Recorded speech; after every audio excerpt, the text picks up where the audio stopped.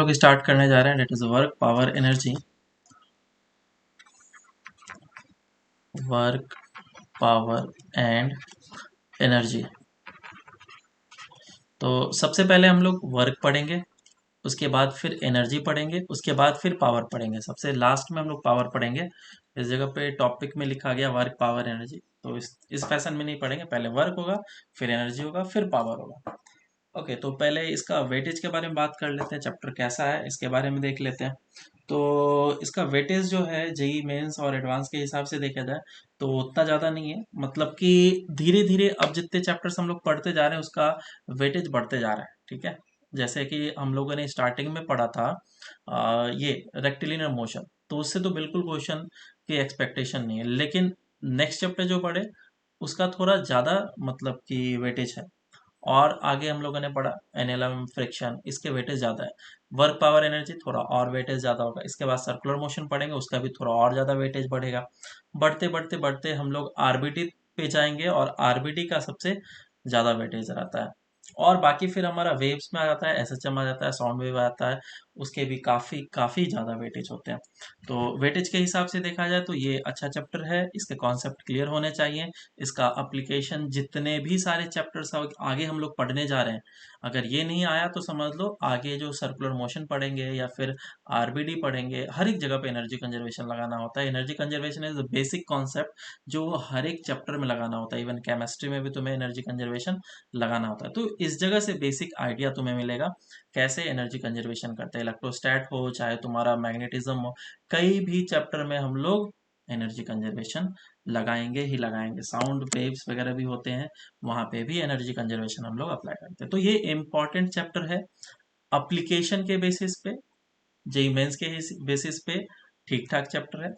अब इसके बारे में हम लोग डेप्थ जान लेते हैं कि ये कैसा चैप्टर रहेगा, बहुत टफ होगा या इजी होगा। तो बहुत ज़्यादा टफ नहीं है और बहुत ज़्यादा इजी नहीं है, ये एवरेज के लेवल में चल सकता है।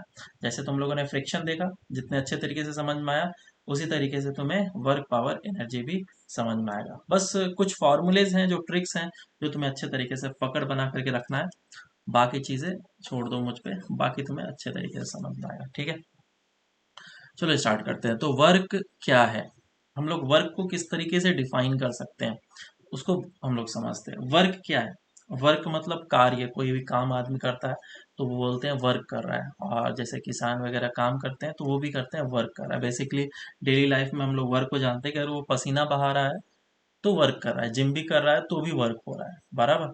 लेकिन फिजिक्स के हिसाब से हम लोग देखेंगे तो वर्क का डेफिनेशन थोड़ा डिफरेंट हो जाता है। ये हमेशा वैसा नहीं होता है जैसा हम लोग अपने रियल वर्ल्ड में देखते हैं। अगर तुमसे मैं बोलूं कि मान लो कि तुम ट्रेन से उतरे, और ट्रेन से उतरने के बाद तुमने कूली को सामान दिया अपना, और सामान देने के बाद फिर वो प्लेटफॉर्म से तुमको बाहर निकाल दिया, और कूली तुमसे रुपए मांग रहा है। तो तुम एक फिजिसिस्ट हो तो बोलोगे भाई तुमने कुछ वर्क नहीं किया, मैं तुम्हें रुपए नहीं दूंगा, और इसके कारण से तुम्हें चमाट पड़ सकता है। लेकिन रियल वर्ल्ड में इस वर्क का मतलब कुछ और होता है, फिजिक्स के वर्ल्ड में कुछ और होता है। रियल वर्ल्ड में क्या हो जाएगा, हाँ उसने कार्य किया, उसने पसीना बहाया तो वर्क किया है। लेकिन फिजिक्स के वर्ल्ड में वर्क को अलग तरीके से डिफाइन करते हैं, and that is equals to force into displacement, ठीक है। तो इसको मैं पहले लिख देता हूँ। सबसे पहला, work done bye constant force, work done bye constant force. क्योंकि फोर्सेस जिस तरीके से लगेंगे उस तरीके से हमारा वर्क भी लिखा जाएगा। हालांकि डेफिनेशन लगभग सेम होता है, लेकिन जब छोटा फोर्स लगता है, बड़ा फोर्स लगता है, तो डिस्प्लेसमेंट अलग होता है, उसके हिसाब से वर्क भी थोड़ा अलग लिखते हैं। अभी हम लोग कांस्टेंट फोर्स के लिए पढ़ेंगे, कांस्टेंट फोर्स के बाद फिर एक वेरिएबल फोर्स के लिए भी हम लोग पढ़ेंगे। तो वर्क कब बोला जाएगा कि हो रहा है, फिजिक्स के हिसाब से work is said to be done, एक minute, work is said to be done by force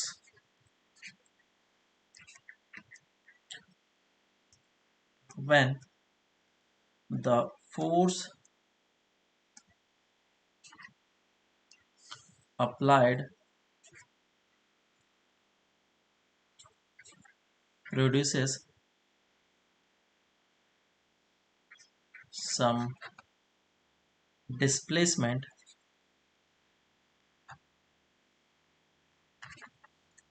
in the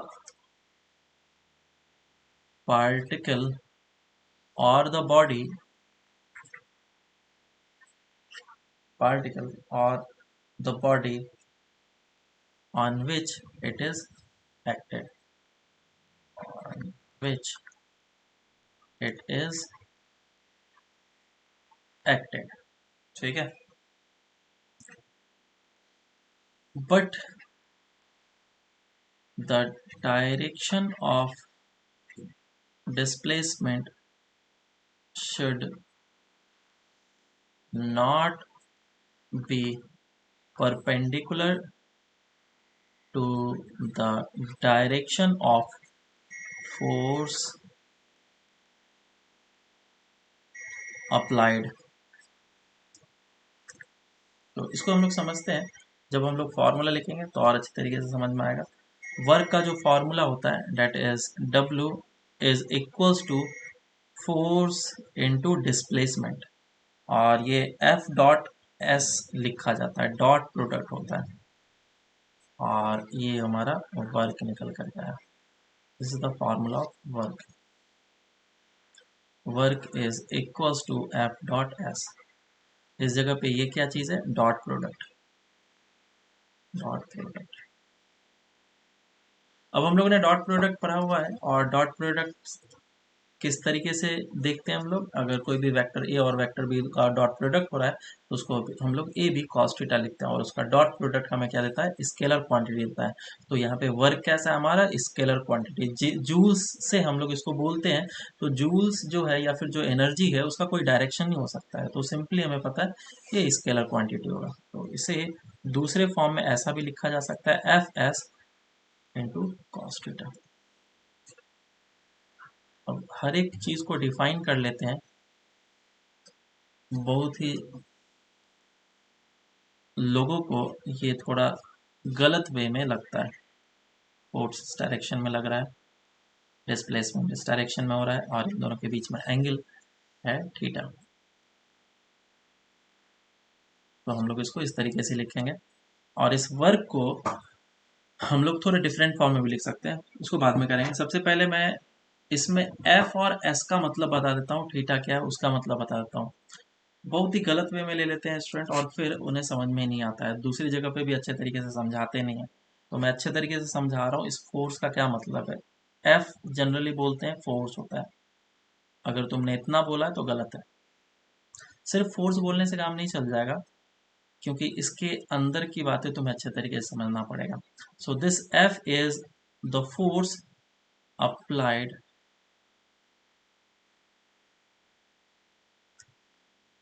on the object और जिस पॉइंट पे ये फोर्स अप्लाई किया गया है जिस पॉइंट पे फोर्स अप्लाई किया गया जैसे इस पॉइंट पे फोर्स अप्लाई किया गया है तो उस पॉइंट का डिस्प्लेसमेंट एस कहलाता है डिस्प्लेसमेंट सिर्फ एस बोल देने से काम नहीं चलेगा so this is S is what displacement displacement किसका displacement of point of application of force application of force and third theta is what angle between the force vector and the displacement vector तो इसमें सिर्फ displacement बोलने से क्यों गलत हो गया point of application of force बोलने से क्यों सही हो रहा है उसको हम लोग समझते हैं जब हम लोग एक दो एग्जांपल करेंगे तब हमें अच्छे तरीके से समझ में आएगा उससे पहले मैं इस फोर्स का वर्क का थोड़ा डिफरेंट फॉर्मूला निकाल लेता हूँ अगर कोई भी ब्लॉक है या फिर कोई भी चीज़ है ऑब्जेक्ट है उसके ऊपर तुमने फोर्स लगाया तो फोर्स का दो कंपोनेंट होगा एक होगा एफ कॉस थीटा क्योंकि एंगल है थीटा और ये कंपोनेंट होगा एफ साइन थीटा है ना और इस डायरेक्शन में हो रहा है डिस्प्लेसमेंट तो ये हो जाएगा F cos theta into S. तो जो पैरेलल डायरेक्शन का फोर्स होता है उसी का मल्टीप्लिकेशन चाहिए होता है डिस्प्लेसमेंट के साथ। तो एफ कॉस थीटा बन जाएगा इधर W is equals to F dot S, which is equals to Fs cos theta, which is equals to F cos theta इसको साथ ले लिया into S, और F cos theta is what? Force in parallel direction into displacement। तो work को इस तरीके से लिखा जाएगा। थोड़ा डिफरेंट डिफरेंट एंगल्स ले लेते हैं, उसके बाद समझते हैं। पहला, अगर थीटा दोनों के बीच में जीरो होगा तो क्या होगा? मतलब कि कोई भी ऑब्जेक्ट है, इस ऑब्जेक्ट पे जिस डायरेक्शन में फोर्स लग रहा है डिस्प्लेसमेंट भी उसी डायरेक्शन में हो रहा है, तो वर्क कितना हो जाएगा? F S cos zero which is equals to F into S. Work done will be maximum. इस केस में सबसे मैक्सिमम वर्क होगा and that work will be positive. Positive work हो रहा है। दूसरा केस लिया मैंने जिसमें कि थीटा बोल रहा हूँ 90 डिग्री है, और वर्क क्या हो जाएगा? F S cos 90। कॉस 90 का वैल्यू कितना? अच्छा, 90 होने का मतलब फोर्स जो है इस डायरेक्शन में लग रहा है, लेकिन ब्लॉक का डिस्प्लेसमेंट इस डायरेक्शन में हो रहा है। इन दोनों के बीच में 90 डिग्री है, तो वर्क कितना हो जाएगा? Work will B zero. Zero. ये एक ऐसा केस है जिस केस में वर्क जीरो हो जाता है। ठीक है, तुमने फोर्स लगाया लेकिन वर्क जीरो है। तो जो पुली का केस था, पुली क्या था? अपने माथे के ऊपर सामान को लेकर के जा रहा था और ये इस डायरेक्शन में जा रहा था। तो जो सामान के ऊपर फोर्स लग रहा था आदमी के कारण से नॉर्मल, वो ऊपर के डायरेक्शन में लग रहा था और नीचे लग रहा था mg।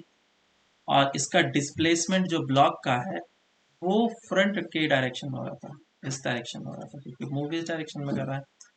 तो डिस्प्लेसमेंट इस डायरेक्शन में हो रहा है, नॉर्मल इस डायरेक्शन में लग रहा है। इन दोनों के बीच में एंगल कितना है? 90 डिग्री। इसीलिए work done by the normal कितना हो गया? जीरो हो गया। बात समझ में आया क्या? थर्ड केस, अगर थीटा इज इक्वल्स टू 180 हुआ तो W is equals to F S cos 180। Cos 180 कितना होता है? -1। -1। -1। मतलब work is negative. Negative work का क्या मतलब हुआ फिर? पॉजिटिव वर्क होता है, नेगेटिव वर्क होता है, क्या मतलब है इसका? हम्म? सर मतलब डिस्प्लेसमेंट अलग हो रहा है और फोर्स अलग लग रहा है। नहीं नहीं नहीं, मैं कॉन्सेप्ट की बात कर रहा हूँ। तुमने फोर्स अब लगाया इस डायरेक्शन में, लेकिन डिस्प्लेसमेंट इस डायरेक्शन में हो रहा है, किसी भी तरीके से हो रहा है। तुमने और 3-4 फोर्सेस लगा दिए होंगे, अलग बात है, सिनारियो की बात अभी केस नहीं कर रहा हूँ मैं। इस नेगेटिव वर्क का मतलब क्या हुआ वो मुझे जानना है। इसे हम लोग कैसे रिलेट कर सकते हैं, समझते हैं। पॉजिटिव वर्क का मतलब क्या हुआ कि इस ब्लॉक को तुमने पॉजिटिव एनर्जी दिया, मतलब कि इसकी एनर्जी टाइम के साथ बढ़ रही है। और एनर्जी अभी तो काइनेटिक एनर्जी के फॉर्म में दिखता है मुझे, तो काइनेटिक एनर्जी तुमने इसका क्या बढ़ाया? टाइम बढ़ रहा है तो बढ़ा रहे हो तुम। लेकिन इस जगह पे जब वर्क कर रहे हैं तो नेगेटिव वर्क हो रहा है, इसका मतलब इसका ब्लॉक का टाइम बढ़ेगा तो इसका काइनेटिक एनर्जी क्या होगा? घटेगा। मतलब इस ब्लॉक की एनर्जी घट रही है, और एनर्जी कौन ले रहा है? ये वर्क जो कर रहा है वो एनर्जी इससे विड्रॉ कर रहा है। तो पॉजिटिव मतलब एनर्जी सप्लाई करना, नेगेटिव मतलब एनर्जी विड्रॉ करना। बात समझ में आई क्या? हाँ सर।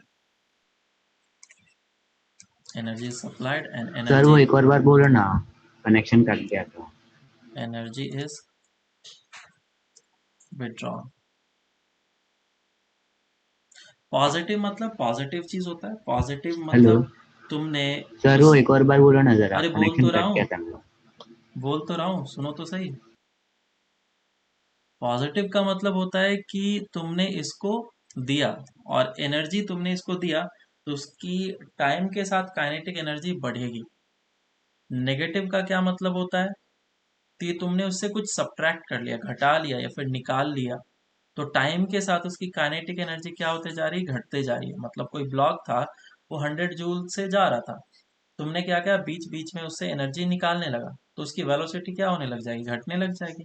जैसे कि ब्रेक है, ब्रेक क्या कर रहा है, नेगेटिव वर्क कर रहा है, तभी तो उसकी एनर्जी खत्म हो रही है। समझ में आ रहा है क्या?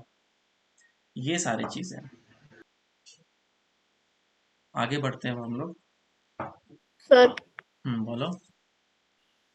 सर जब हम लोग बॉल को ऊपर फेंकते हैं तो उसकी काइनेटिक एनर्जी कम हो जाती है ना, हाँ, तो उसमें जैसे हम कि बोल सकते हैं वर्क नेगेटिव है। हाँ, बिल्कुल बिल्कुल अच्छे तरीके से फील करो। अगर मैंने एक बॉल लिया, ठीक है, एक बॉल लिया, और इस बॉल को तुमने u वेलोसिटी या v वेलोसिटी से फेंक दिया, तो ये ऊपर जाने लग गया, और ऊपर जाकर के इसकी फाइनल वेलोसिटी कितनी हो गई, 0।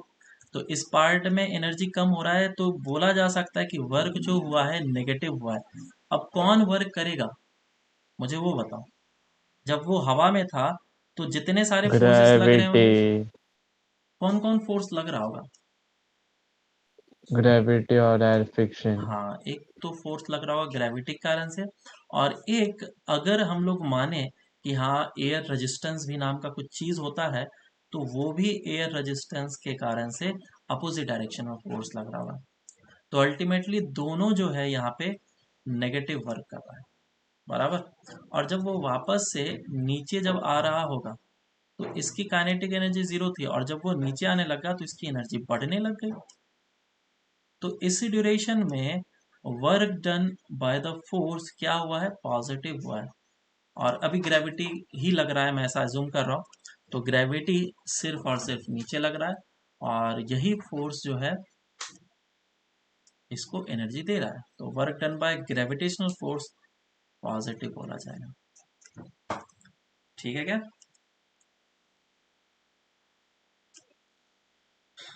तो ये चीज हो गया, और इसे हम लोग समझ लिया। यहाँ ये किस तरीके से लिखा जा सकता है। कुछ और चीजें हैं, हम लोग उसको देख लेते हैं।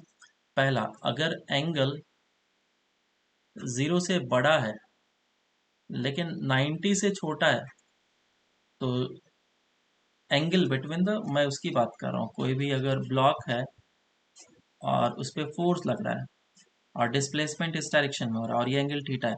थीटा का वैल्यू कुछ भी हो सकता है, इधर फोर्स लग सकता है, इधर लग सकता है, इधर लग सकता है फोर्स, इस डायरेक्शन में लग सकता है, किसी भी डायरेक्शन में फोर्स लग सकता है, उसके हिसाब से एंगल भी चेंज होते जाएगा। तो मैं उसकी बात कर रहा हूँ कि अगर हमारा एंगल चेंज होते जा रहा है, और थीटा लेकिन 0 से 90 के बीच में है, तो वर्क डन बाय जो फोर्स होता है वो पॉजिटिव होता है। क्योंकि कॉस थीटा क्या हो जाएगा, पॉजिटिव। दूसरा, अगर हमारा थीटा 90 से बड़ा है लेकिन 180 से छोटा है, तो वर्क डन कैसा होगा, negative. Negative. Work done always negative होगा। तो इस बात को हम लोग याद रखेंगे।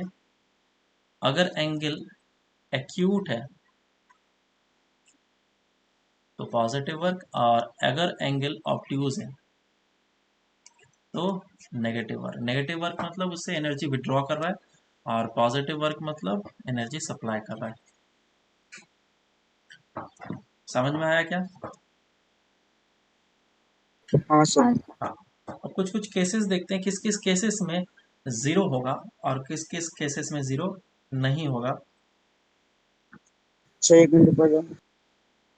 और जो हमने point of application of force बोला था, उसका एक्चुअल में क्या मतलब है।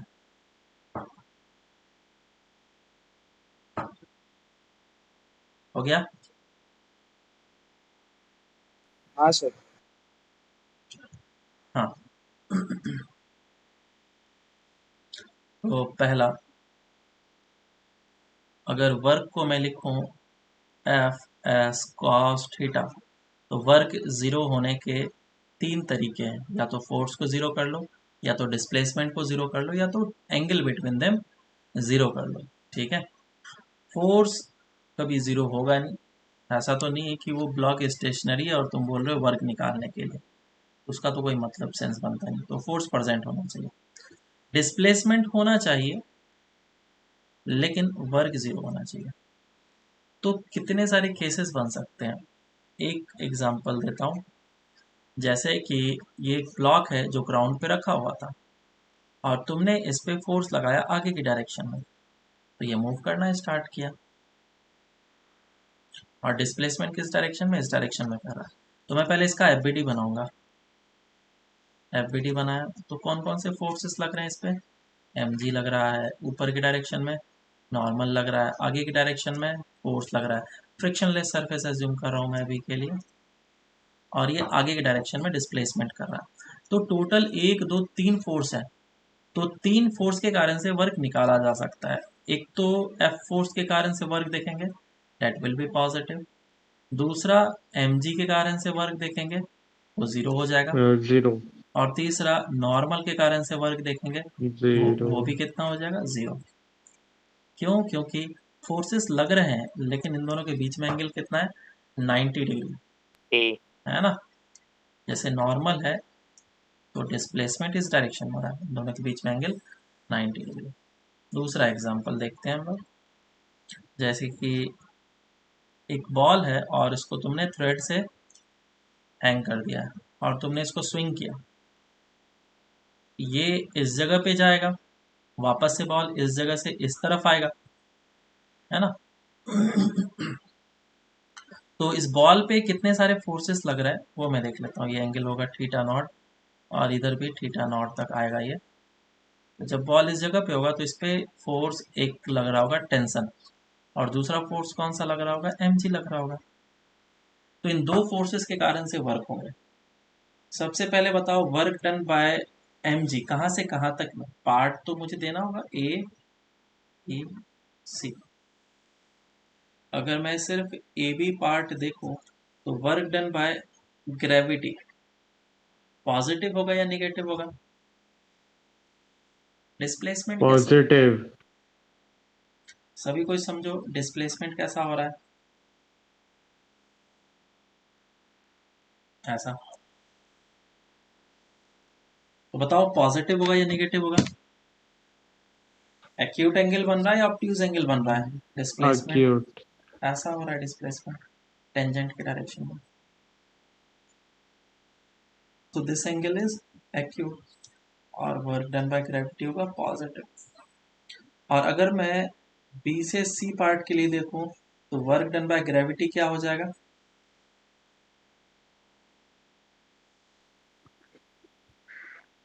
नेगेटिव इस लोकेशन पे mg ऑलवेज इस डायरेक्शन में लग रहा होगा और डिस्प्लेसमेंट इस डायरेक्शन में हो रहा है। तो ये जो एंगल है ऑलवेज 90 से बड़ा है, तो cos 90 से बड़ा कितना हो जाएगा? Negative. Work done by gravity always negative होगा। और बाकी फिर हम लोग निकाल सकते हैं। अगर सी से बी आएगा तो बी से सी के लिए और सी से बी के लिए वर्क डन बाय ग्रेविटी क्या हो जाएगा? पॉजिटिव। जस्ट उल्टा हो जाएगा क्योंकि अब डिस्प्लेसमेंट इस डायरेक्शन में करने लगेगा और ग्रेविटेशनल फोर्स ऐसा लग रहा है। अब टेंशन की बात करते हैं। तो जब ए से बी जा रहा होगा तो वर्क डन बाय टेंशन क्या होगा? पॉजिटिव, नेगेटिव या जीरो?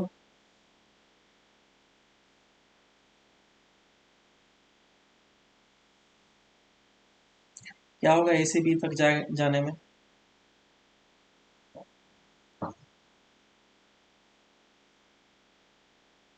जीरो होगा ना। एंगल देखो 90 डिग्री। हाँ सर कभी भी कहीं पे भी तुम एक सर्कल बना लो और ये जो तुमने सर्कल बनाया है, क्या सर्कल है?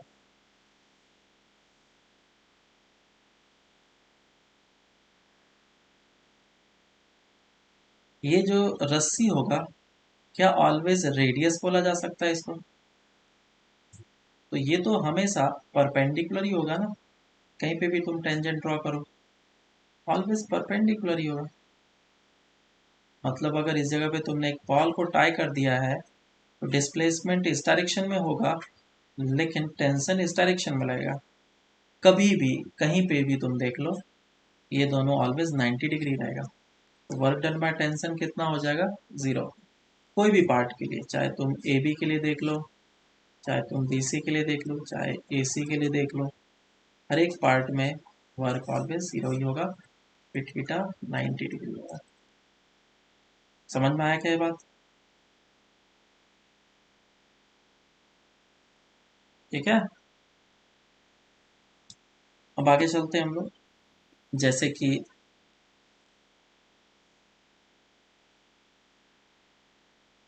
और भी चीजें हो सकते हैं, मैं एक और एग्जांपल लेता हूँ।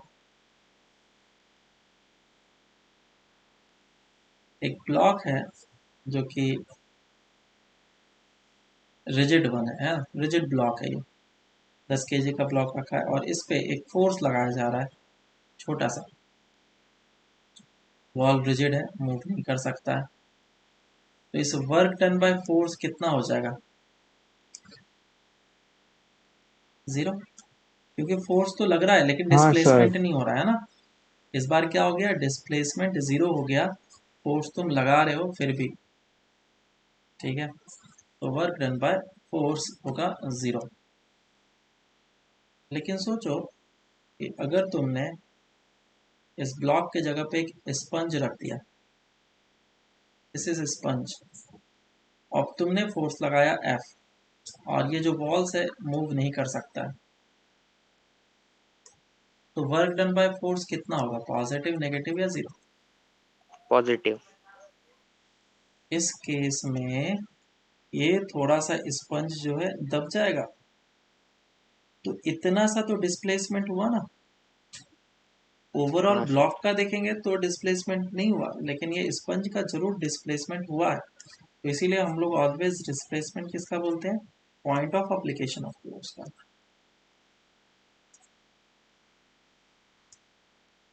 Point of application of force, और ये चीज है इंपॉर्टेंट। वर्क कैसा हो जाएगा इसमें? पॉजिटिव हो जाएगा।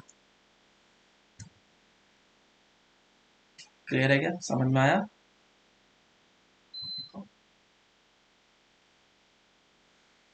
अब आगे चलते हैं, work done bye multiple forces. इसके बाद फिर क्वेश्चंस करना स्टार्ट करेंगे।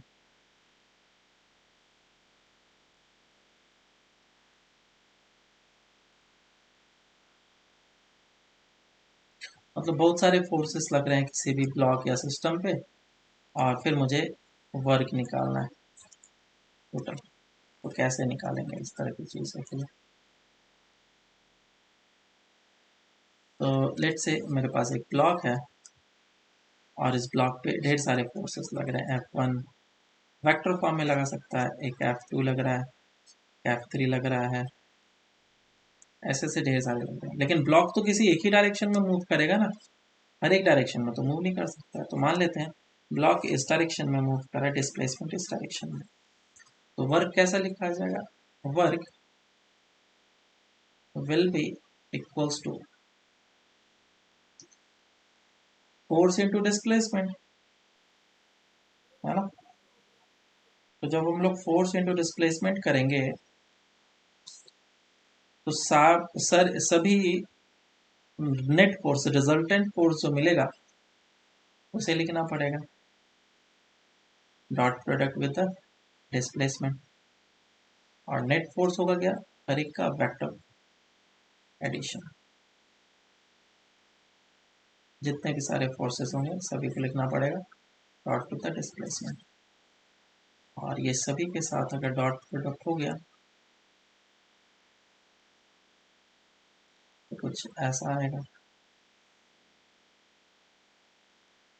तो मैं इसको ऐसा लिख सकता हूँ कि work done by force F1, work done by force F2, work done by force F3 is the total work done. तो इंडिविजुअली तुम सभी फोर्सेस के कारण से वर्क निकाल लो और उसको स्केलर क्वांटिटी की तरह ऐड कर लो, बस। काफी छोटा सा चीज था जो मैंने तुम्हें बता दिया।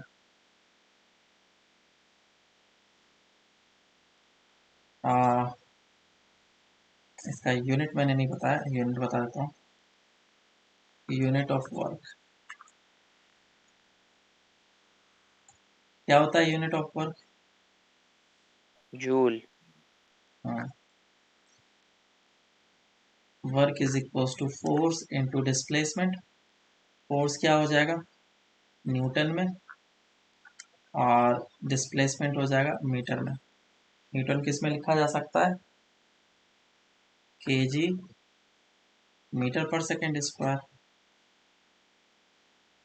इंटू मीटर, हो जाएगा केजी मीटर स्क्वायर पर second square. This is what? This is 1 joule. तो ये एमकेएस यूनिट है। दूसरा एसआई यूनिट होता है, एसआई यूनिट भी यही होता है। तीसरा होता है सीजीएस यूनिट। सीजीएस यूनिट के लिए क्या करना पड़ेगा? Work is equal to force into displacement. Force किस में लिखेंगे अब हम लोग? मास इंटू एक्सेलरेशन। मास हो जाएगा ग्राम में, और एक्सेलरेशन किस में? सेंटीमीटर पर सेकेंड स्क्वायर। और S displacement, that will be also in centimetre. तो आंसर आ जाएगा ग्राम सेंटीमीटर स्क्वायर पर second square. This is work का सीजीएस यूनिट। और इसके हम लोग क्या बोलते हैं? अर्ग। वर्क।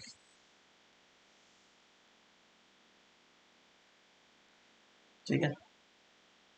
और अर्ग और जूल में क्या रिलेशन होता है अगर तुमसे पूछा जाए तो क्या होगा? अच्छा, फोर्स का सीजीएस यूनिट क्या होता है? डाइन होता है, पता है ना? और एमकेएस यूनिट फोर्स का क्या होता है? Newton. Newton.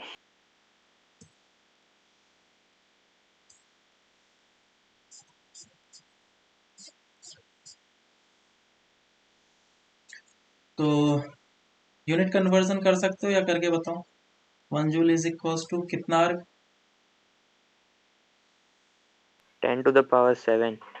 10 to the power 7। ये 10 रेज़ टू पावर 7 अर्ग हो जाएगा। और इन दोनों में क्या रिलेशन होता है न्यूटन और डाइन में?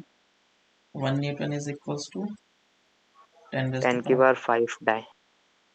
5। डायमेंशनल क्या हो जाएगा फॉर्मूला इसका अगर देखा जाए? डायमेंशन वर्क का क्या आएगा? केजी है, केजी को किसी मास लेते हैं तो एम हो जाएगा।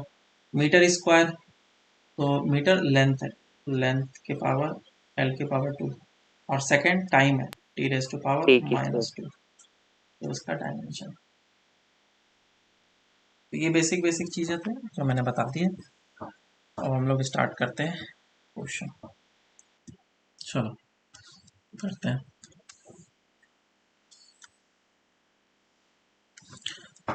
तो वर्क डन बाय, बहुत सारे फोर्सेस हो सकते हैं। एक टेंशन हो सकता है तुम्हारा, ये नॉर्मल हो सकता है, ग्रेविटी हो सकता है, और सबसे लास्ट में हम लोग फ्रिक्शन करेंगे। तो उन सभी कारण से पहले वर्क देखते हैं। Work done by normal, tension and gravity. पहले इन सभी कारण से देखेंगे, फिर लास्ट में फ्रिक्शन के कारण से। काफ़ी इजी है, तुम बस फॉर्मूला को अच्छे तरीके से यूज़ करते जाओ, आंसर आते जाएंगे। तो एक फोर्स लग रहा है इस डायरेक्शन में, F is equal to 50 newton, और इस जगह पे 10 kg का मास दिया गया है। और वर्क निकालना है, ठीक है। Find the work done by gravity, capital F force and normal from t is equals to 0 to t is equals to 2 second interval. Rest से स्टार्ट किया था ये। फ्रिक्शनलेस सरफेस है, mu is equals to 0। Solve करो इसको। देखो मुझे क्या निकालना है, 0 से 2 सेकंड में वर्क कितना होगा ये निकालना है। तो पहले तो ये निकाल लो कि 2 सेकंड में कितना डिस्प्लेसमेंट करेगा। 10 केजी का ब्लॉक दे रखा है, इस पे फोर्स लगाया जा रहा है 50 न्यूटन। तो एक्सेलरेशन आ जाएगा, एक्सेलरेशन कितना आएगा 5 मीटर पर सेकेंड स्क्वायर। एक्सेलरेशन आ गया तो 2 सेकंड में कितना डिस्प्लेसमेंट कर लेगा, S is equal to U T plus half of A T square. Initial कितना 0, half of A which is 5, time का स्क्वायर 2 का होल स्क्वायर, तो कितना आ जाएगा 10 मीटर। 10 मीटर का डिस्प्लेसमेंट हो रहा है और इस पे एफ बना लेता हूँ। नीचे की डायरेक्शन में लगेगा 10 जी, ऊपर की डायरेक्शन में लगेगा नॉर्मल, आगे की डायरेक्शन में लगेगा फोर्स। तो ग्रेविटी के कारण से तो वर्क जीरो हो जाए, नॉर्मल के कारण से भी वर्क जीरो हो रहा है, फोर्स के कारण से वर्क, फोर्स हॉरिजॉन्टल डायरेक्शन में लग रहा है और डिस्प्लेसमेंट कितना किया हॉरिजॉन्टल डायरेक्शन में ही 10 मीटर का डिस्प्लेसमेंट किया, तो 500 जूल वर्क हुआ है। ये आ जाएगा आंसर। समझ में आया क्या सबको? नेक्स्ट क्वेश्चन,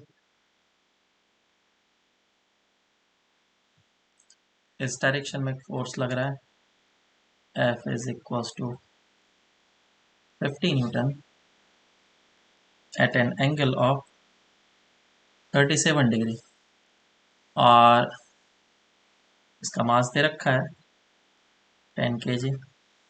पूछा फाइंड द वर्क डन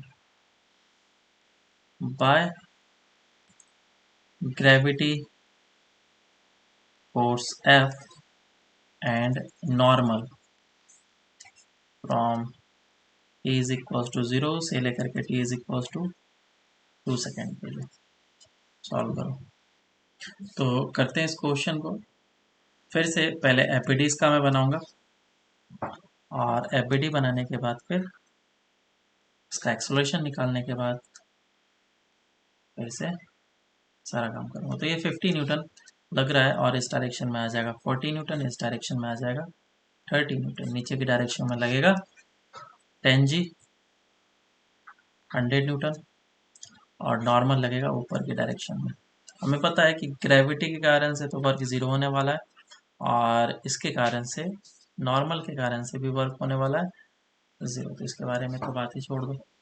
और 40 जो लग रहा है इसके कारण से एक्सेलरेशन आएगा, एक्सेलरेशन कितना आएगा, net force is equal to mass into acceleration which is 4 meter 4 meter पर सेकेंड स्क्वायर।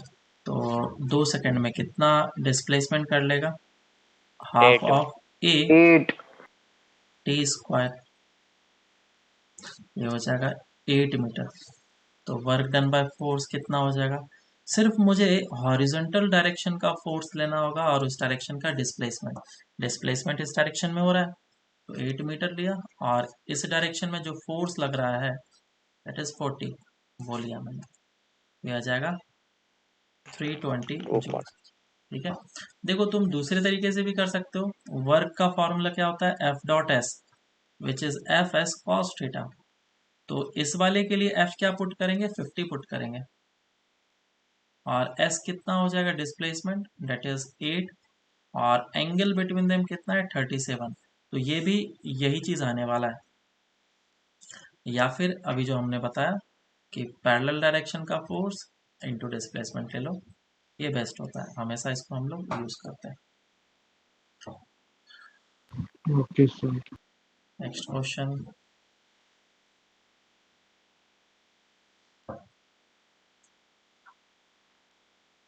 एक ब्लॉक है जिसका मास 5 kg है, दूसरा ब्लॉक है जिसका मास दे रखा है 5 kg और इस डायरेक्शन में 10 kg है और इस डायरेक्शन में फोर्स लग रहा है of 50 newton at an angle of 53 degree. तो पूछा गया वर्क डन बाय ग्रेविटी, दोनों ब्लॉक पे A and B, work done by tension दोनों ब्लॉक पे ए पे भी बी पे भी and work done by this force F, first, second, third, जब t इज इक्वल टू 0 से लेकर के t is equal to 2 second के लिए वर्क कितना होगा ये तुम्हें फाइंड आउट करना है। रेस्ट से स्टार्ट हुआ, इनिशियली रेस्ट पे था सिस्टम, फ्रिक्शनलेस सरफेस। देखो पहले इसका एफबीटी बना लूंगा, कुछ नहीं करना है, सबसे पहले तुम्हें क्या निकालना है, एक्सेलरेशन निकालना है। एफबीटी बना करके एक्सेलरेशन काफ़ी आसान है। अगर इसका एफबीटी बनाऊंगा मैं तो ये कुछ इस तरीके से सिस्टम होगा, और इस पे जो फोर्स लग रहा है इस पे दो डायरेक्शन में लगेगा, एक 30 लगेगा इस डायरेक्शन में और एक लगेगा 40 इस डायरेक्शन में। नीचे 50 लग रहा है और इस तरफ लग रहा है 100 और नॉर्मल वगैरह लग रहा है N1 एंड N2, बाकी और कुछ नहीं लग रहा होगा। इस पूरे सिस्टम पे हॉरिजॉन्टल डायरेक्शन में जो फोर्स लग रहा है उसी के कारण से एक्सेलरेशन होगा। So net force is equals to mass, total mass, दोनों को एक्सेलरेट कराना है इसको, इनटू एक्सेलरेशन। एक्सेलरेशन आ जाएगा 2 मीटर पर सेकेंड स्क्वायर, तो 2 सेकेंड में कितना डिस्प्लेसमेंट करा लेगा, S is equals to ut plus half of at square which is 4 meter. 4 metre का डिस्प्लेसमेंट कराया, तो क्या 4 मीटर का डिस्प्लेसमेंट इसका भी होगा और इसका भी होगा? बिल्कुल, रस्सी का बंधा हुआ है, दोनों का सेम डिस्प्लेसमेंट होना है। तो अब वर्क डन बाय, पहले मैं निकाल लूंगा ग्रेविटी। हमें पता है दोनों पे ग्रेविटी परपेंडिकुलर डायरेक्शन में लग रहा है, 0 होगा। दूसरा work done by tension A पे एंड बी पे। जब मैं बात करूंगा ए का, तो ब्लॉक ए पे जो टेंशन है वो आगे की डायरेक्शन में लग रहा है, और ब्लॉक ए डिस्प्लेस जो कर रहा है वो सिर्फ और सिर्फ टेंशन के कारण से कर रहा है। तो ए ब्लॉक का एनर्जी कौन बढ़ा रहा है? टेंशन। तो वर्क डन बाय टेंशन होना चाहिए पॉजिटिव, और वो कितना हो जाएगा, फोर्स इंटू डिस्प्लेसमेंट। जिस डायरेक्शन में टेंशन है उसी डायरेक्शन में डिस्प्लेसमेंट। टेंशन का मैग्नीट्यूड कितना हो जाएगा, P is equal to mass 20. Into acceleration 20 newton. तो force into displacement, displacement of 80 joules आ जाएगा। ये ए के लिए निकला। बी के लिए निकालना है मुझे। बी वाले पे देखा जाए तो फोर्स जो है, टेंशन जो है पीछे की डायरेक्शन में लग रहा है, लेकिन इस ब्लॉक का डिस्प्लेसमेंट आगे की डायरेक्शन में हो रहा है 4 मीटर। तो फोर्स और डिस्प्लेसमेंट के बीच में जो एंगल है वो 180 का है, और 180 डिग्री का एंगल होने का मतलब ये वर्क कैसा करेगा, नेगेटिव। तो फोर्स उतना ही है, डिस्प्लेसमेंट उतना ही है, बस एक माइनस साइन आके लगेगा, ये हो जाएगा माइनस ऑफ 80 जूल। तो तुम देखो इंटरनल फोर्सेस जो हैं वो एक दूसरे को इस तरीके से फोर्स लगा रहे हैं कि उसके कारण से वर्क कंपनसेट हो जा रहा है, एक में पॉजिटिव हो गया और एक में नेगेटिव हो गया। क्या ये ऑलवेज ट्रू है कि इंटरनल फोर्सेस के कारण से नेट वर्क का समेशन 0 हो जाएगा? सोचना, मैं इसके बारे में थोड़ा आगे आंसर दूंगा। सर काइनेटिक फ्रिक्शन शायद से। करेंगे, चेक करेंगे काइनेटिक फ्रिक्शन, स्टैटिक फ्रिक्शन होगा कि नहीं होगा, तुम खुद सोचो। और अब मुझे निकालना है work done by force F. तो work done by force F अगर हम लोग देखेंगे तो इसका कंपोनेंट जो है इस डायरेक्शन में लग रहा है 30, और इसी डायरेक्शन में डिस्प्लेसमेंट 4 हो रहा है, तो that will be 30 into displacement 120 joules. ये क्वेश्चन हो गया। नेक्स्ट क्वेश्चन पे जम करते हैं।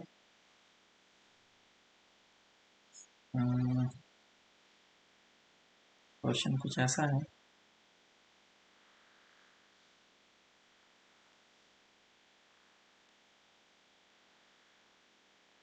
अगर तुम्हें एनएलएम अच्छे तरीके से आता है ना तो वर्क तो तुम अच्छे तरीके से कर ही लोगे,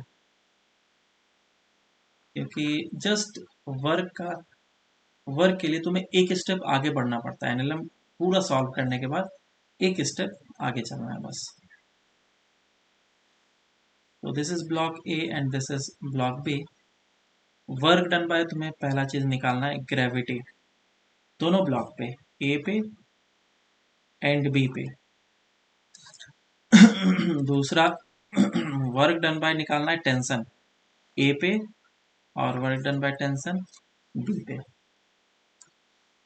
और नॉर्मल परपेंडिकुलर है, 0 हो जाएगा, तो उसके बारे में भी ध्यान नहीं दे रहा हूँ मैं, ये फिक्स्ड है। और तुम्हें निकालना है t इज इक्वल टू 0 से लेकर के t is equal to 2 second के बीच में वर्क कितना होगा। और इस जगह पे सिस्टम रेस्ट पे था।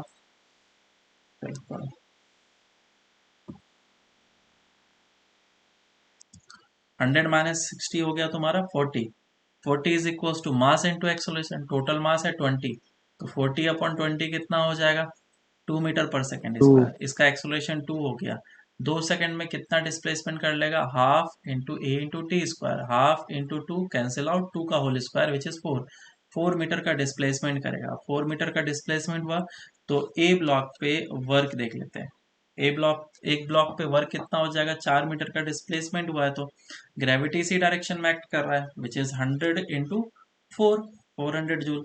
बी पे कितना वर्क करेगा, तो ये जो डिस्प्लेसमेंट किया, आप ध्यान देना इस जगह पे, डिस्प्लेसमेंट वो इस डायरेक्शन में किया, एम जी नीचे लग रहा है, तो मुझे एम जी का कंपोनेंट लेना पड़ेगा क्योंकि एम जी का 2 कंपोनेंट है। तो ये वाला कंपोनेंट आएगा जो कि डिस्प्लेसमेंट के जस्ट अपोजिट डायरेक्शन में, तो work done by gravity negative होगा इस केस के लिए, विच विल बी 4 इंटू 60। ठीक है, तो ये हो जाएगा 240 जूल माइनस में। अब वापस से टेंशन से निकालना है, तो टेंशन निकाल लो इसमें कितना है, फिर हमारा काम हो गया। तो काफ़ी सिंपल है, तुम्हें बस सॉल्व करना आना चाहिए एनएलएम अच्छे तरीके से। वो आता है तो फिर तुम धीरे धीरे तो ये सब कर ही लोगे। सर टेंशन निकालने में टाइम गया था। अरे यार तुम तो हद ही कर दिए, टेंशन निकालने में क्यों टाइम जाएगा। ये 10 kg, ये 10 kg, एक्सेलरेशन कितना आ गया, external force 20 divide by total mass which is 20 which is equals to 2 meter पर सेकेंड स्क्वायर। इसका एफबीडी बना लूंगा मैं। नीचे लगेगा 100, ऊपर लगेगा टेंशन, एक्सेलरेशन हो रहा है 2 से, टेंशन कितना आ जाएगा 100 minus T is equals to mass into acceleration, हाँ सर। तो टेंशन कितना आ गया 80 80, है ना, टेंशन 80 आ गया। अब टेंशन जो इन दोनों पे है उतना ही लगेगा, तो work done by gravity A पे कितना हो जाएगा, ब्लॉक ए हमारा ये है, तो नीचे की डायरेक्शन में फोर्स लग रहा है और डिस्प्लेसमेंट भी इसी डायरेक्शन में हो रहा है, लेकिन टेंशन लग रहा है ऊपर की डायरेक्शन में। ये हो जाएगा force into displacement, S is equals to U T plus half of A T square, half into 2 का whole square which is 4 meter. तो ये work done by gravity A पे हो गया। Work done by tension A पे कितना हो जाएगा, फोर्स इंटू डिस्प्लेसमेंट, फोर्स लग रहा है अपोजिट डायरेक्शन में, डिस्प्लेसमेंट हो रहा है नीचे की डायरेक्शन में, तो नेगेटिव होना है ना। फोर्स कितना है टेंशन हाँ 80 सर। और डिस्प्लेसमेंट कितना है 4, तो माइनस ऑफ 320। अब बी वाले ब्लॉक पे बात करते हैं। बी वाले ब्लॉक पे फोर्स ऐसे लगेगा, टेंशन पीछे लगेगा एम जी साइन 60 और डिस्प्लेसमेंट इस डायरेक्शन में 4, तो work done by tension on B is equals to force और उसी डायरेक्शन में डिस्प्लेसमेंट है, तो प्लस में 320 जूल्स। और वर्क डन बाय क्या, ग्रेविटी बी पे, that will be minus of 60 into 4, 240 joules. समझ में आया क्या। हाँ सर सेम है। चलो नेक्स्ट अब हम लोग स्टार्ट करते हैं वर्क डन बाय फ्रिक्शन।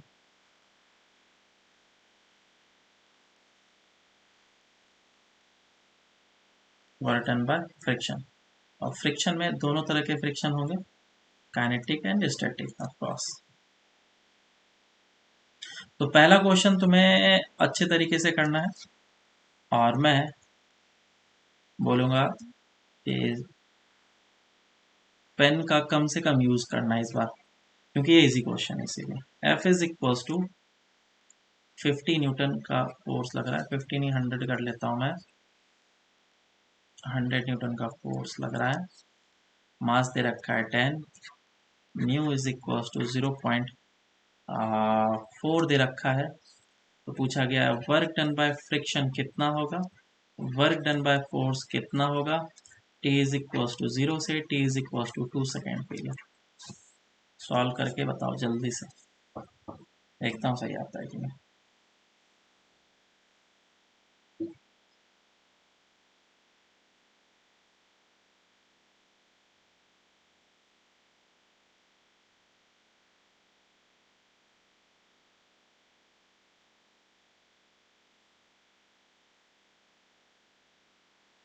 अब तक आ जाना चाहिए। Done sir.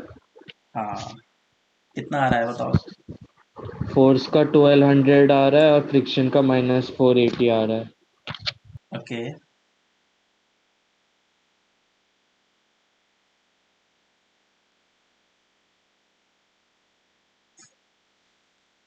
आया सभी का। हाँ सर।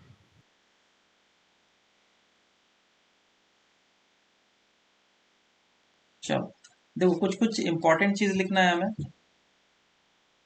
जैसे कि फोर्स लग रहा है 100, तो फ्रिक्शन कितना लगेगा 40, तो 40 फ्रिक्शन लगा और 100 नेट फोर्स हो गया। मास कितना हो जाएगा 10, एक्सेलरेशन, तो एक्सेलरेशन कितना आ जाएगा 6 मीटर पर सेकेंड स्क्वायर। 2 सेकेंड के लिए डिस्प्लेसमेंट कितना हो जाएगा हाफ ऑफ 80 स्क्वायर, इनिशियल 0 था तो ये जगह 6 इंटू 2 का whole square, that will be 12 meter. अब वर्क निकालना है, वर्क कितना आ जाएगा, work done by friction, friction जो है इस ब्लॉक पे पीछे की डायरेक्शन में लग रहा है, पीछे की डायरेक्शन में लग रहा है, तो वर्क होगा नेगेटिव।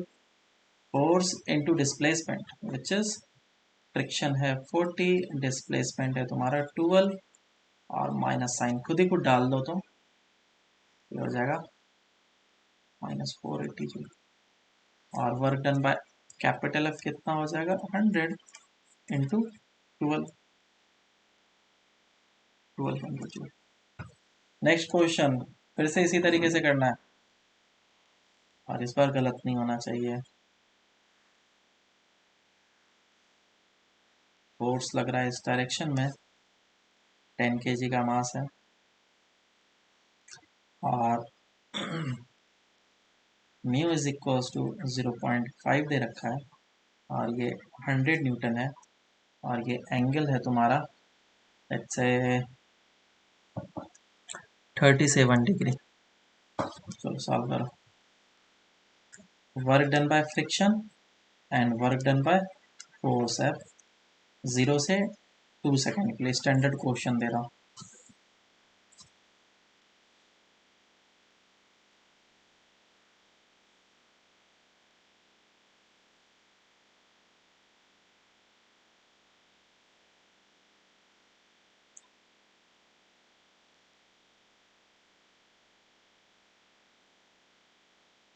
Done sir. कितना आ रहा है? सर फोर्स का 480 और फ्रिक्शन का 300। कंफर्म? सर एक सेकेंड। क्योंकि एग्जाम के जैसा इसे लो। सर ये फ्रिक्शन -240 न्यूटन आ रहा है और फोर्स, रुको, फोर्स 960 न्यूटन। 960 न्यूटन क्यों, जूल में बोलो ना, वर्क मुझे हाँ चाहिए। हाँ, सॉरी सॉरी, जूल हाँ, जूल। और कोई आंसर देना चाह रहा है?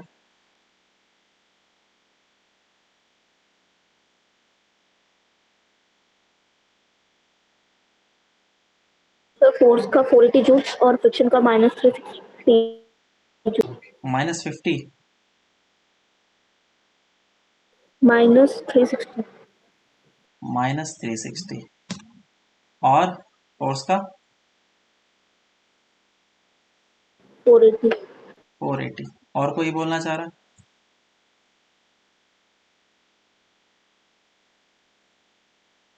चलो सॉल्व करते हैं। अगर तुम्हें अच्छे तरीके से याद है तो इस डायरेक्शन में कंपोनेंट ज़्यादा आएगा, इस डायरेक्शन में कंपोनेंट आएगा कम। नीचे की डायरेक्शन में 100 है, फ्रिक्शन जो होता है वो म्यू इंटू एन होता है, डायरेक्ट मल्टीप्लाई इस बार नहीं करेंगे। म्यू का वैल्यू कितना हो जाएगा 0.5 और नॉर्मल का वैल्यू कितना हो जाएगा 40 हो जाएगा, तो ये कितना हो जाएगा 20 न्यूटन। तो एक्सलरेशन कितना हो जाएगा net force divided by mass which is equals to 8 minus 20 which is 6 meter पर सेकेंड स्क्वायर। डिस्प्लेसमेंट कितना हो जाएगा फिर जस्ट अभी ऊपर किया था तो 12 मीटर आ जाएगा डिस्प्लेसमेंट, हाफ ऑफ 80 स्क्वायर है ना। तो वर्क डन बाय फ्रिक्शन कितना हो जाएगा फिर work done by friction 20 into 12 which is 240 minus में, and work done by force F कितना आ जाएगा, फोर्स हॉरिजॉन्टल डायरेक्शन वाला लेंगे विच इज 80 और विच इज 12। समझ में आया क्या? हाँ सर। हम्म, सर ये इस तरीके से हम लोग आंसर लिखेंगे। तो जल्दी करना है लेकिन गलत नहीं करना है, तुम्हारा जो भी कैपेबिलिटी है उसके हिसाब से करो, लेकिन गलत नहीं होना चाहिए। फर्स्ट टाइम में आंसर देंगे, आंसर सही होना चाहिए। चलो, तो ये हो गया फ्रिक्शन के कारण से। और भी क्वेश्चंस हैं, उसे करते हैं हम लोग। देखो,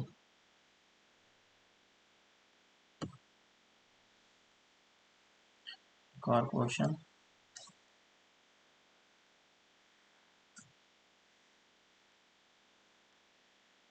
टेन के का ब्लॉक, और इस जगह पे भी 10 के का ब्लॉक है, और इसमें कोफिशिएंट ऑफ फ्रिक्शन दे रखा है 0.2।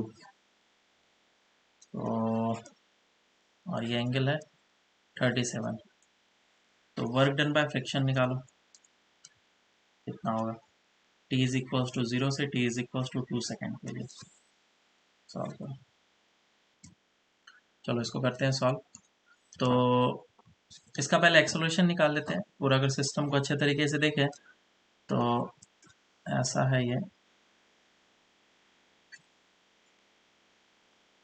इस पे इस डायरेक्शन में लग रहा होगा 80, इस डायरेक्शन में लग रहा होगा 60, पीछे की डायरेक्शन में लगेगा फ्रिक्शन रस्सी से जुड़ा हुआ, और ये 10 के का मास है, और इस डायरेक्शन में लग रहा है इस पे 100। तो नेट एक्सटर्नल फोर्स है, फ्रिक्शन देख लेता हूँ। नॉर्मल ऊपर की डायरेक्शन में फ्रिक्शन का वैल्यू कितना आ जाएगा 80 इंटू 0.2, आ जाएगा 16 न्यूटन। अब net force is equal to mass into acceleration which is 100 minus of 16 minus of 60 is equal to total mass into acceleration. तो एक्सेलरेशन कितना आ जाएगा इधर से 24 divided by 20 which is equal to 1.2 metre पर second square. अब displacement निकल जाएगा, so S is equal to half of 80 square which is equal to 2.4 metre. अब डिस्प्लेसमेंट आ गया तो वर्क डन बाय फ्रिक्शन निकाल सकते हैं, क्योंकि ये जो फ्रिक्शन है अपोजिट डायरेक्शन में वर्क कर रहा है और डिस्प्लेसमेंट इस डायरेक्शन में हो रहा है। ये हो जाएगा 16 इंटू 2.4, कितना आ जाएगा ये 38.4 जूल। यही आ रहा है ना। तो अब कुछ थ्योरेटिकल टाइप ऑफ क्वेश्चंस करते हैं और फिर हम लोग उसमें चेक करते हैं कि किस तरीके से ये सब चीज़ों को हम लोग कर सकते हैं। क्वेश्चन पहले एक एससीवी का कर लेते हैं हम लोग। ऐसा है कि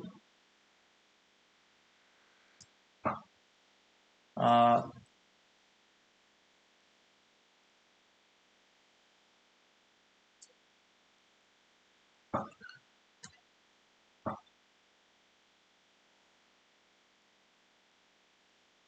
तो क्वेश्चन ऐसा है कि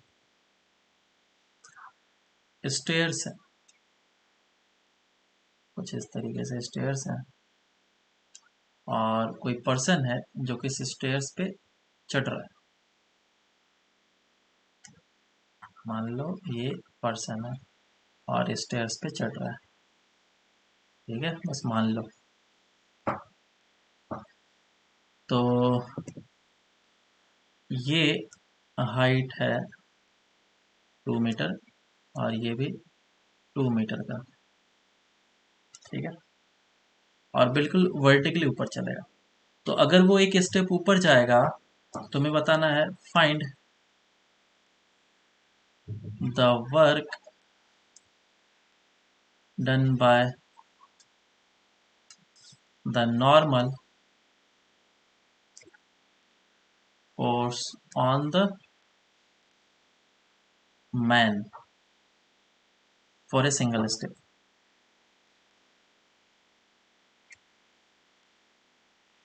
बस तुम्हें ये बताना है कि work done by man normal जो होगा मैन पे पॉजिटिव होगा, नेगेटिव होगा या जीरो होगा, तुम्हें ये कमेंट करना है। सबसे पहले देखो कि ये जो ऊपर जा रहा है आदमी, उस पे नॉर्मल किस तरीके से लग रहा होगा।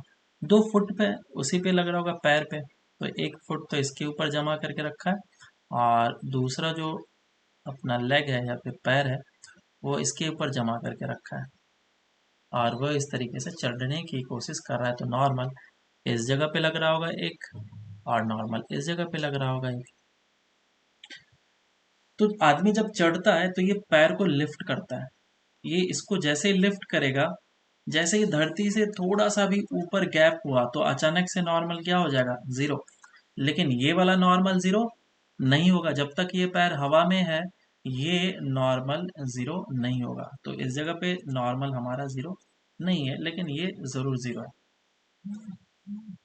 लेकिन फोर्स तो लग रहा है, इसका डिस्प्लेसमेंट हो रहा है क्या? इस point of application of force का डिस्प्लेसमेंट कितना हो रहा है? जीरो। ये तो डिस्प्लेस ही नहीं कर रहा। तुम्हारा बॉडी मूव कर रहा है, सेंटर ऑफ मास मूव कर रहा है, पूरा का पूरा सिस्टम मूव कर रहा है, ठीक है, ये ऐसे करके पूरा सिस्टम होगा, यहाँ पे सब कुछ मूव कर रहा है, लेकिन जहां पे फोर्स लग रहा है वो पॉइंट तो मूव ही नहीं कर रहा है। और ये पॉइंट अगर मूव नहीं कर रहा है तो वर्क डन बाय नॉर्मल कितना होगा? जीरो। वापस से अब मैं इस पैर को इस स्टेप के ऊपर रखूंगा तो अब इस बार ये वाला लिफ्ट होने लगेगा, है ना। तो जब डिस्प्लेसमेंट हो रहा है तो नॉर्मल नहीं लग रहा है, और जब नॉर्मल लग रहा है तो डिस्प्लेसमेंट नहीं हो रहा है। तो वर्क डन बाय नॉर्मल क्या होगा इस केस के लिए? जीरो। 0। समझ में आया क्या? हाँ सर। हाँ सर। नेक्स्ट क्वेश्चन कि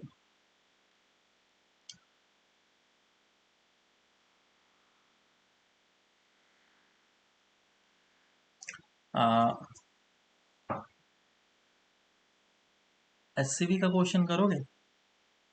बढ़िया सा क्वेश्चन है हाँ सर। ये एक साइकिल है और साइकिल जो है इस तरीके से होता है और इसके ऊपर आदमी बैठा हुआ है।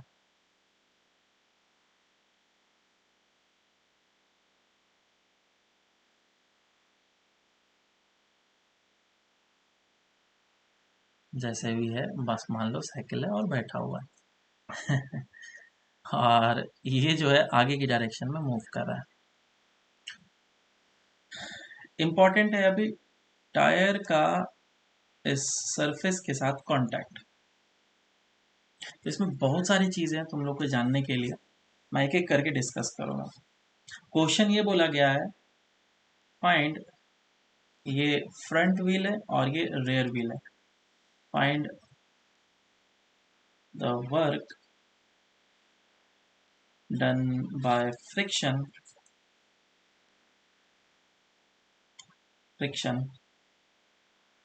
on the front wheel and the rear wheel if it is moving in the horizontal direction, if the cycle is moving in horizontal direction।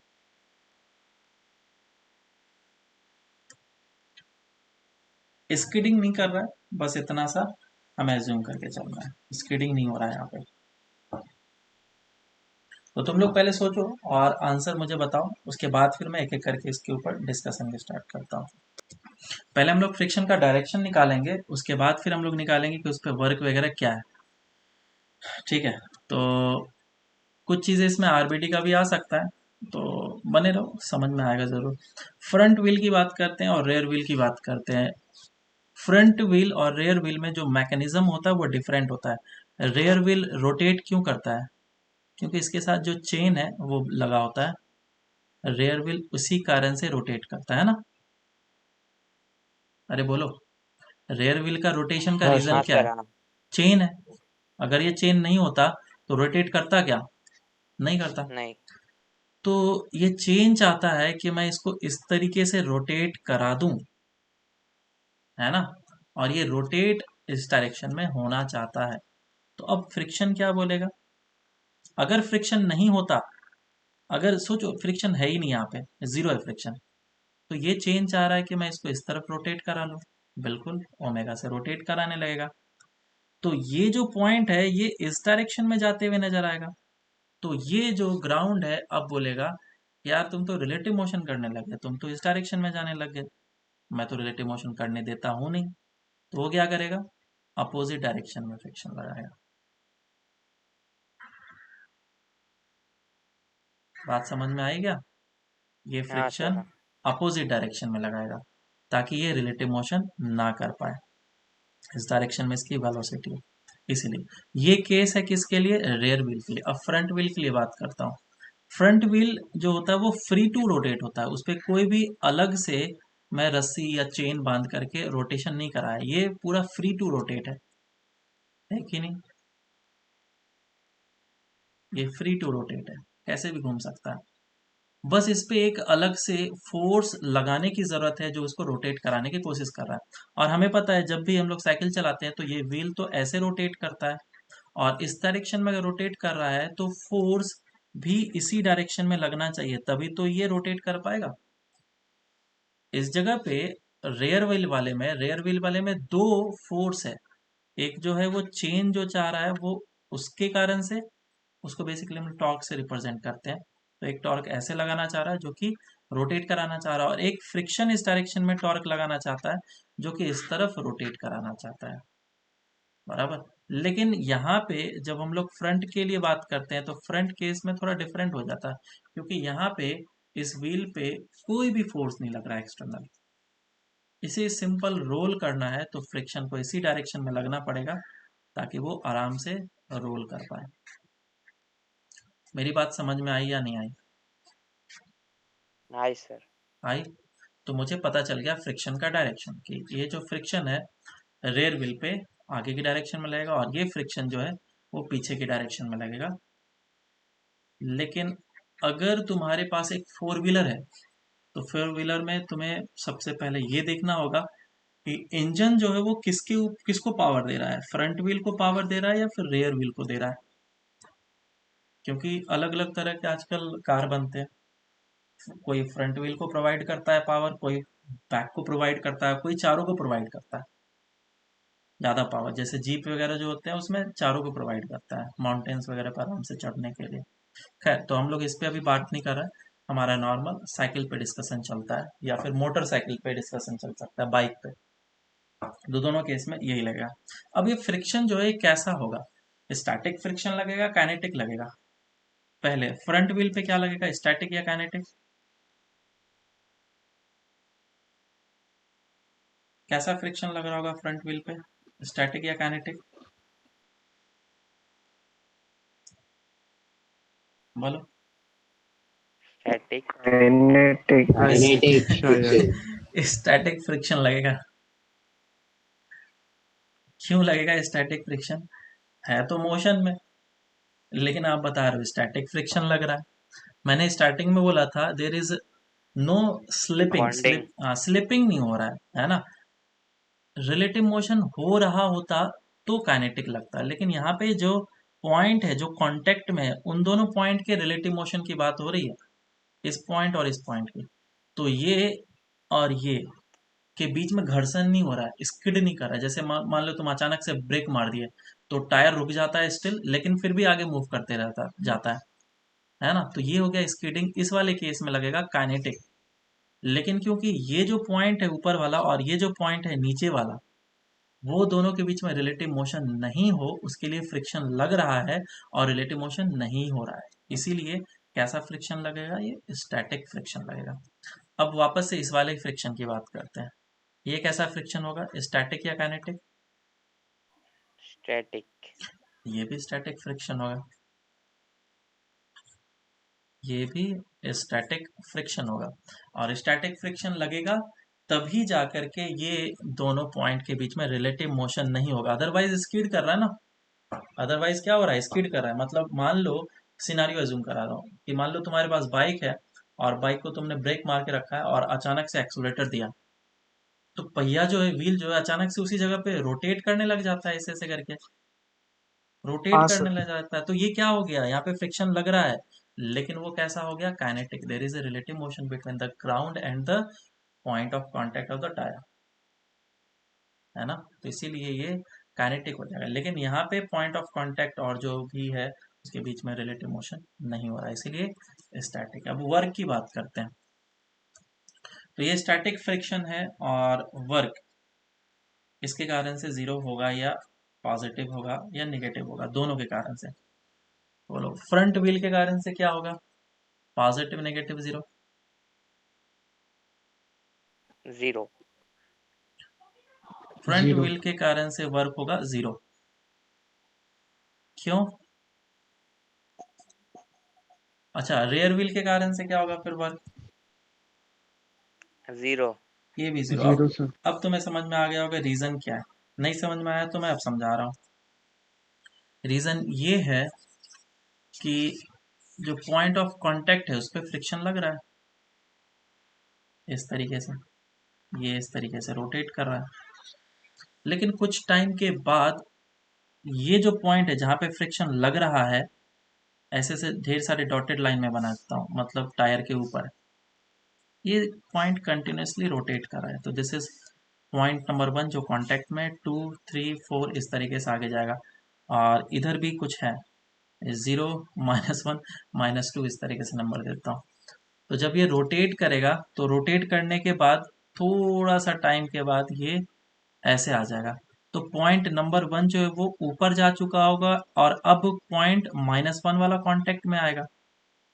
तो फ्रिक्शन अब जो लगेगा, अगर रेयर व्हील ही है तो फ्रिक्शन अब लगेगा आगे की डायरेक्शन में, लेकिन -1 वाला पॉइंट पे लग रहा है। और 1 वाले पॉइंट पे अब नहीं लग रहा है, लेकिन पहले किस पे लग रहा था, 1 वाले पॉइंट पे। तो हुआ यूं कि अब फोर्स नहीं लग रहा है, डिस्प्लेसमेंट जरूर हो रहा है। और इस वाले केस में फोर्स लग रहा है लेकिन डिस्प्लेसमेंट जीरो, इसीलिए वर्क क्या हो जाएगा हमारा, जीरो। दोनों केस में वही हो रहा है, वर्क जीरो, इसी रीजन से हो रहा है। बात समझ में आई क्या? हाँ सर। हाँ सर। हाँ, तो ये काफी अच्छा सर क्वेश्चन है। डाउट है हाँ बोलो। सर, तो कौन सा फोर्स वो डिस्प्लेसमेंट करा रहा है? डिस्प्लेसमेंट करा रहा है क्या मतलब है? मतलब वो पूरा साइकिल मूव कौन सा फोर्स कराता है? अच्छा, अब मैं तुम्हारी बात समझ रहा हूँ, आई थिंक। चलो क्वेश्चन मैं पूछूंगा कि हमें पता चल गया कि जो वर्क है फ्रिक्शन के कारण से जीरो हो रहा है, लेकिन जब हम लोग साइकिल स्टार्ट करते हैं तो उस समय उसकी काइनेटिक एनर्जी क्या होती है, जीरो, है ना। और फिर उसकी हाँ सर। एनर्जी बढ़ने लग जाती है, साइकिल के साथ साथ हमारे बॉडी की भी। लेकिन फ्रिक्शन ने उसके ऊपर कोई वर्क नहीं किया, लेकिन फिर भी सिस्टम की एनर्जी बढ़ रही है। कैसे हो रहा है ये, कौन सा सर ऐसा फोर्स है हमारे जो मसल्स की एनर्जी हो रही है। बहुत सही। तुमने देखा है कहीं पे? नहीं सर। हाँ। सर डाउट है। सर वो तो कॉमन है ना, साइकिल चलाएंगे तो हम वर्क कर रहे हैं उसके ऊपर। अच्छा, okay. First sir time click नहीं करता है। ये जो मस्कुलर एनर्जी है बेसिकली वो यूज हो रहा है, और वो यूज हो करके साइकिल को एनर्जी प्रोवाइड कर रहा है। जैसे कि हम लोग मान लो क्या है, जिम जाते हैं और जिम में जाकर के वर्कआउट करते हैं। तो वर्कआउट करते हैं तो क्या होता है, पसीना निकलता है। क्यों पसीना निकलता है, क्योंकि फैट बर्न हो रहा है। फैट बर्न होने से पसीना क्यों निकला, क्योंकि फैट जो है वो एनर्जी के फॉर्म में लिबरेट हुआ, जो कि तुमने डंबल्स वगैरह अप एंड डाउन उठाए, इतने सारे मेहनत करे, तो बेसिकली तुमने वर्क करा, और उस वर्क को एनर्जी के फॉर्म में फैट ने कन्वर्ट कर दिया। फैट का कन्वर्जन हुआ एनर्जी के फॉर्म में। तो यहाँ पे भी जब हम लोग साइकिल चलाते हैं तो हम लोग वर्क करते हैं, वो हमारा वर्क विजिबल नहीं होता है, लेकिन वो मस्कुलर एनर्जी जो होता है वही फैट का एनर्जी लूज होकर के इस जगह पे दिखता है। समझ में आया क्या?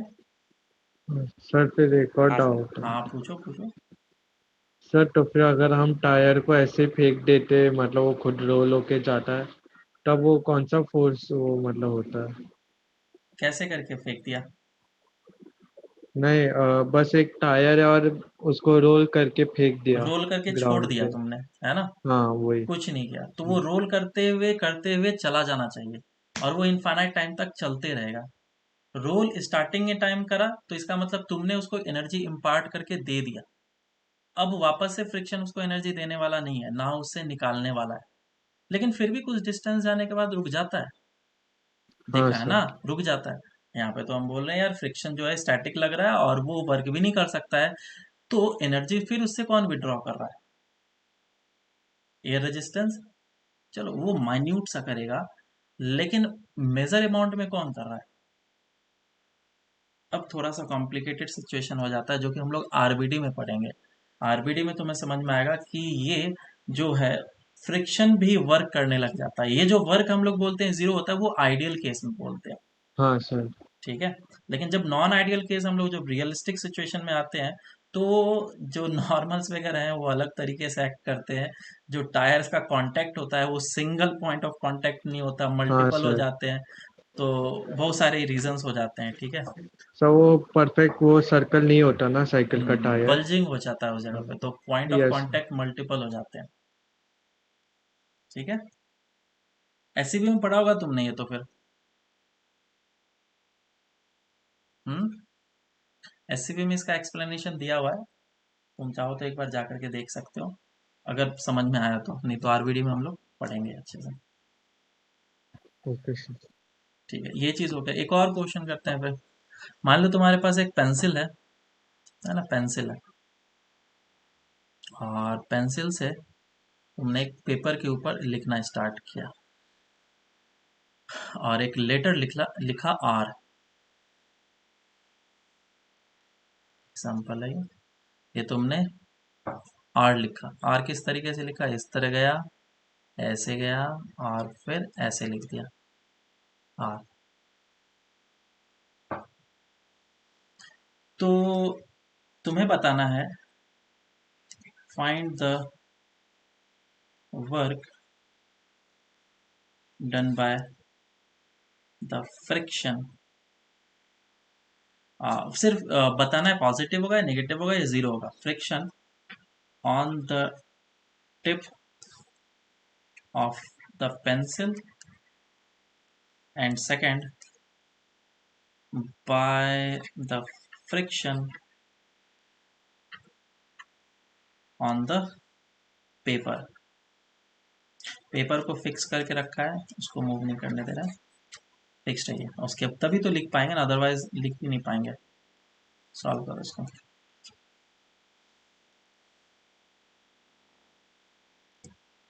तो अगर मैं फर्स्ट का देखूं तो क्या होगा, सिचुएशन कैसा होगा। जब हम लोग लिख रहे होते हैं पेंसिल से, तो पेंसिल के टिप पे मान लो कि हम लोग इस डायरेक्शन में जा रहे हैं, इस तरीके से, है ना। तो हमारा डिस्प्लेसमेंट जो है वो इस डायरेक्शन में हो रहा है, लेकिन इस टिप पे जो फ्रिक्शन लग रहा है वो कंटिन्यूसली पीछे की डायरेक्शन में लग रहा है। और वो कैसा फ्रिक्शन है, स्टैटिक या काइनेटिक? कैसा फ्रिक्शन है? काइनेटिक। काइनेटिक फ्रिक्शन है, क्योंकि घर्षण हो रहा है। घर्षण नहीं होगा तो हम लोग लिख नहीं पाएंगे। और ये आगे के डायरेक्शन में डिस्प्लेसमेंट, फ्रिक्शन कंटिन्यूसली इस पे लगते जा रहा है, डिस्प्लेसमेंट होते जा रहा है।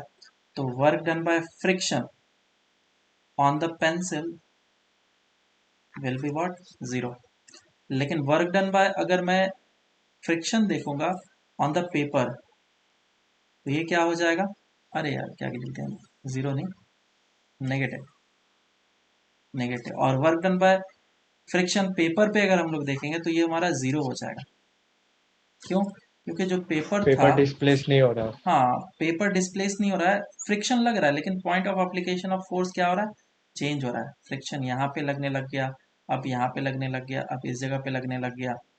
तो फ्रिक्शन का बार बार लोकेशन चेंज हो रहा है, लेकिन point of application of force move नहीं कर रहा है, तो डिस्प्लेसमेंट हो जाएगा जीरो। तो इस केस में एक ऐसा है जिसमें कि वर्क डन बाय, अगर मैं इक्वल एंड अपोजिट फोर्स बोलूं, तो ऑलवेज जीरो नहीं होता है। एक्शन रिएक्शन पेयर के कारण से वर्क टोटल समेशन जीरो नहीं होगा। हालांकि बहुत सारे केसेस मिलेंगे जिसमें कि दोनों का समेशन जीरो हो जाए। जैसे टेंशन, एक में पॉजिटिव वर्क करेगा, एक में नेगेटिव वर्क करेगा, तो दोनों का सम करेंगे जीरो कर देगा इंटरनल फोर्सेस के कारण से। इसीलिए हम लोग कभी ज़्यादातर वर्क नहीं लेते हैं, क्योंकि हमें पता है ये अंदर ही अंदर वर्क कर लेगा। लेकिन काइनेटिक फ्रिक्शन बीच में आ जाता है तो वो वर्क करता है, टोटल समेशन भी जीरो हो जाएगा, लेकिन उससे एनर्जी को डिक्रीज करना चाहता है, तो वो हम लोग आगे पढ़ेंगे। तो यहाँ पे हमें समझ में आ गया कि हाँ टोटल समेशन तो जीरो नहीं होगा। लेकिन एक और केस है जिसमें कि मान लो कि मैंने ऐसा करा कि सेम काम किया, पेपर ले रखा है, लेकिन इस बार बॉल पेन लिया है मैंने, ठीक है, और इससे लिख रहा हूं मैं, बॉल पेन से लिख रहा हूँ, वही सेम लेटर आर लिखा। तो बताओ वर्क डन बाय फ्रिक्शन कितना होगा बॉल पेन पे, और work done by friction on the paper कितना होगा? क्या लग रहा है?